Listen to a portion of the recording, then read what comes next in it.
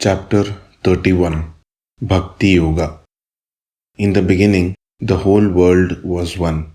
All were following one path.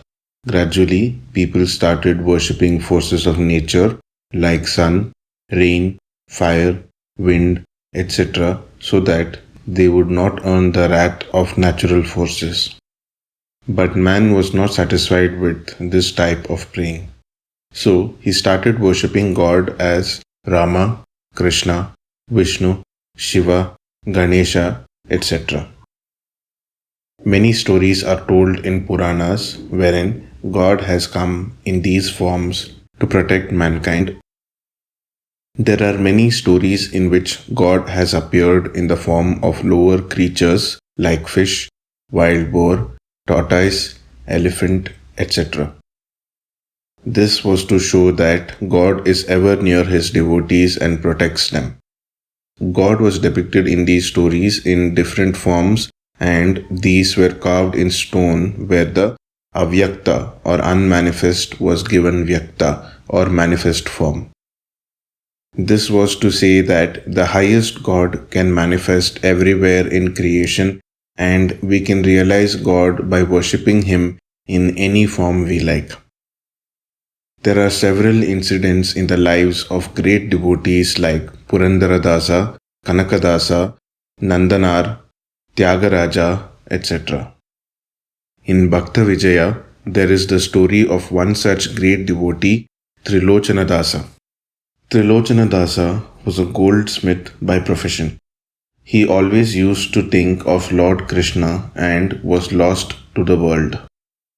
Every day, his wife had difficulty in feeding the family, as her husband was not doing anything for a living.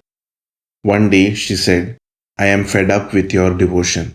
How can we live without an income? Can you not devote some time of the day for your profession?" Then Trilochanadasa agreed to do his goldsmith's job for some time every day and devote the rest of his time thinking about God. He became very famous for the ornaments he made. His name spread far and wide, and it reached the ears of the king of the land. The king's daughter was to get married, and he wanted to give a wonderful Navaratna Mala, a necklace studded with 9 precious stones, as a present to his daughter on that occasion. He wanted the necklace to be prepared by the famous Trilochanadasa. The king himself approached Trilochanadasa and requested him to prepare the Navaratna Mala and told him that he was prepared to give as much money as Trilochanadasa wanted for preparing the necklace. Trilochanadasa replied, "I will do it for you, sir, but you need not give more than the actual price. I earn enough from my profession for my upkeep." The king agreed and set a deadline, saying, "If you do not deliver the necklace on that day, I will have your head cut off." As soon as the king left, a group of Bhagavatas, people who sing the glory of God, came to see Trilochanadasa. Trilochanadasa was so happy that he completely forgot his profession, his promise to his wife, the king, and necklace. He joined the Bhagavatas and started singing with them. The Bhagavatas stayed with Trilochanadasa for a few days and left. As soon as they left, he came to his senses and remembered the necklace and the deadline set by the king. Trilochanadasa sat and calculated the minimum time required to prepare the necklace and found that he required at least 48 hours of continuous work to finish it. But the deadline was the very next day itself. He realized that he would not be able to finish it. He thought it was God's will. He left to the forest nearby without informing anyone and started meditating on Krishna under a big tree and completely immersed himself in it. 2 days passed like this. On the 3rd day, a Brahmin was passing through the forest.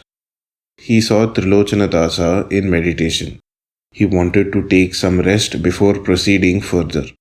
He removed the sack he was carrying from his head, sat by the side of Trilochanadasa and started talking to him.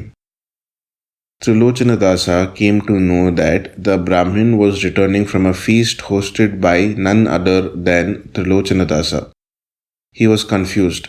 He laughed and said, Trilochanadasa, hosting a feast? You must be joking. The Brahmin said, Yes, Trilochanadasa hosted a magnificent feast. He got so much money and presents from the king for the fabulous Navaratna Mala he prepared for the king's daughter. Not only did he host a feast, he also gave so many presents to each and every one who attended it. You can see the presents for yourself. He opened his sack and showed the many presents he had got from Trilochanadasa. Trilochanadasa could not talk. He kept quiet. The Brahmin left him after some time. As soon as the Brahmin left, Trilochanadasa wanted to verify the truth. So he returned to his house. It was evening. His wife was waiting for him. She asked, Where were you since morning? I was getting worried that you had left me and gone. Trilochanadasa was surprised and cried, O Lord, whatever the Brahmin told is correct. You took my form, prepared the necklace, and saved my life. I do not know how to thank you, and prostrated in front of Krishna's image many times. Then he narrated everything to his wife, and both were immensely happy that God had saved them. He said to his wife, Now you see how God has saved us.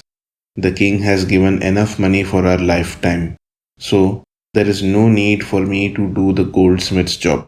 Hereafter, I will be fully immersed in the thought of my God, Krishna. With the money the king gave, they lived happily thereafter. This is bhakti, as we all know. Once you surrender, you leave everything to him. You do not doubt him. He does everything for you. Anything good or bad, you accept as his doing. If anything bad happens, we say he is testing. Anything good happens, we say he has given it to us. One of my friends lost his child. He said, What right you have got to talk about God or life?